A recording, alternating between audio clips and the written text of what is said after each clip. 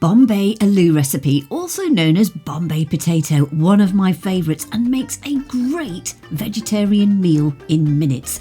You'll see here there are quite a few spices, but once you've bought them, this really is a cheap meal. You'll also see my handy magnetic measuring spoons. Yeah, a link is in the bio for those. Now I'm going to be using my trusty 18-year-old wok pan, and believe it or not, I use it more for making curries because it's got a lid. Whatever you're using, it has to have a lid for this recipe. And to the pan I'm adding 2 tablespoons of sunflower oil. It needs an oil that will take heat. And then to the oil I'm going to be adding 1 teaspoon of mustard seed, 1 teaspoon of coriander seed and 1 teaspoon of chili flakes. What you're going to do is get that heat up, and eventually what you'll see is those seeds popping. Then add in a whole onion that's been diced and mix it round. Then you're going to add in 500 grams of chopped potatoes, and this wants to be 500 grams after they've been chopped and peeled.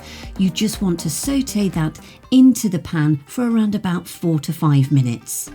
Then you're going to add in 150 grams of frozen peas. Now if you want them a more vibrant colour, do it 5 minutes before the end of cooking, but I like it to take on all the curry flavours at this stage. Then you're going to add in 1 teaspoon of ground coriander, 1 teaspoon of ground cumin, 1/4 teaspoon of turmeric and 1/4 teaspoon of cayenne, and just mix that all around for a few moments. Then you're going to add in 1 tablespoon of garam masala, and then around about 2 to 3 tomatoes that have been de-seeded and chopped, as you can see here. Again, if you want them more vibrant, do it 5 minutes before the end of cooking, but I do like those flavours to be all taken on board.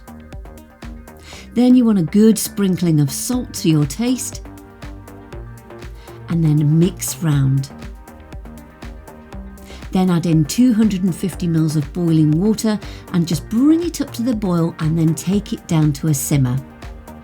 You're then going to pop the lid on, and it's going to take approximately 15 to 20 minutes just until the potatoes are soft. Now I love Bombay potatoes with all the trimmings, so poppadoms with the cucumber and onion, my cousin's gorgeous chilli jam, also this green goddess dressing that I made the other day. It is great with curries as well, and of course mango chutney. All you need to do is now enjoy it and serve with some fresh coriander.